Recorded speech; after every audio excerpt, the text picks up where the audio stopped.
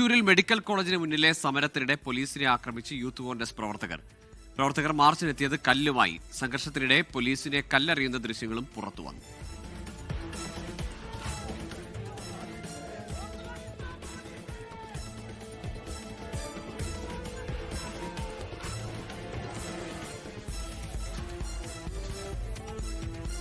ശ്രീജിത്ത് ശിവകുമാറിനുണ്ട് വിവരങ്ങളുമായി. ശ്രീജിത്ത്, ഈ കല്ലേറിൽ ആർക്കെങ്കിലും പരിക്കുണ്ടോ?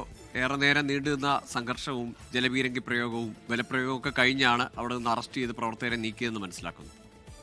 ഈ കല്ലേറാണ് ആ അറസ്റ്റിലേക്ക് നയിച്ചതെന്ന് നമുക്ക് നിസ്സംശയം പറയാം. കാരണം ജലപീരങ്കി പ്രയോഗത്തിനിടെ തന്നെ യൂത്ത് കോൺഗ്രസ് പ്രവർത്തകർ കല്ലുകൾ ശേഖരിച്ചു വെച്ചിരുന്നു. മെഡിക്കൽ കോളേജിന് പരിസരത്ത് നിന്നാണ് അവർ കല്ലുകൾ ശേഖരിച്ചത്. അത് ശേഖരിച്ചു വെക്കുകയും സ്വാഭാവികമായി അതിനുശേഷം അത് എടുത്തെറിയുകയും ചെയ്യുന്ന ദൃശ്യങ്ങളാണ് നമുക്ക് ലഭിച്ചിരിക്കുന്നത്. ഇതുകൂടാതെ മറ്റൊരു പ്രവർത്തകൻ അസഭ്യം വിളിക്കുന്ന, അതായത് പോലീസ് അറസ്റ്റ് ചെയ്ത് അകത്തേക്ക് കയറ്റുന്ന സമയത്ത് പോലീസുകാരെ കെട്ടലറയ്ക്കുന്ന തരത്തിലുള്ള അസഭ്യങ്ങൾ വിളിക്കുന്ന ദൃശ്യങ്ങളും നമുക്ക് ലഭിച്ചിട്ടുണ്ട്.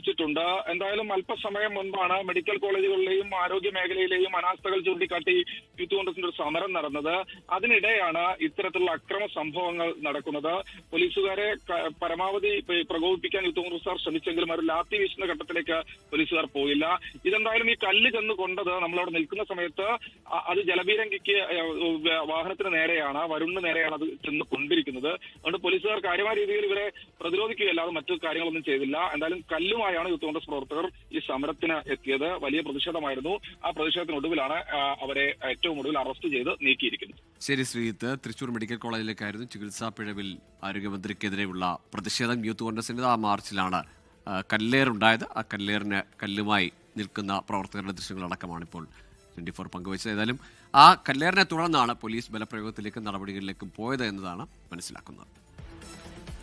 തിരുവനന്തപുരം ഫോർട്ട് സ്റ്റേഷനിലെ 3-ാം മുറ പരാതിയിൽ 4 പോലീസുകാർ കുറ്റക്കാരെന്ന റിപ്പോർട്ട്. ഗ്രേഡ് SI ഉൾപ്പെടെ 4 പേരെ സസ്പെൻഡ് ചെയ്തു. മോഷണക്കേസിലെ പ്രതി ജിനുവിനെ ക്രൂരമായി തല്ലിയെന്നാണ് പരാതി. ഉദ്യോഗസ്ഥർക്കെതിരെ മറ്റു വകുപ്പുതല നടപടിയും ഉണ്ടാകും.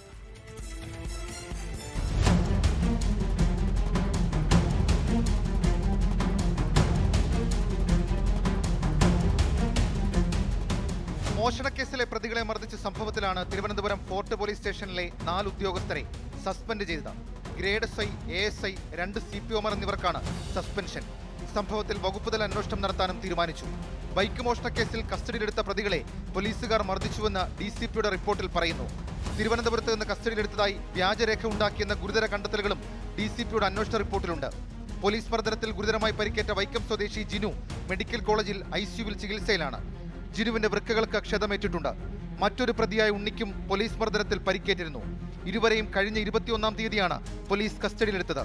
തിരുവനന്തപുരം കിഴക്കേക്കോട്ടയിലെ ബാറിലെ ജീവനക്കാരന്റെ ബൈക്ക് മോഷ്ടിച്ച കേസിലാണ് ഇരുവരെയും അറസ്റ്റ് ചെയ്തത്. 24 തിരുവനന്തപുരം.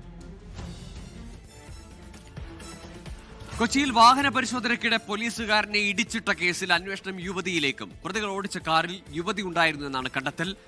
മദ്യലഹരിയിലായതിനാലാണ് വാഹനം നിർത്താതെ പോയതെന്ന് പിടിയിലായ പ്രതികളുടെ മൊഴി.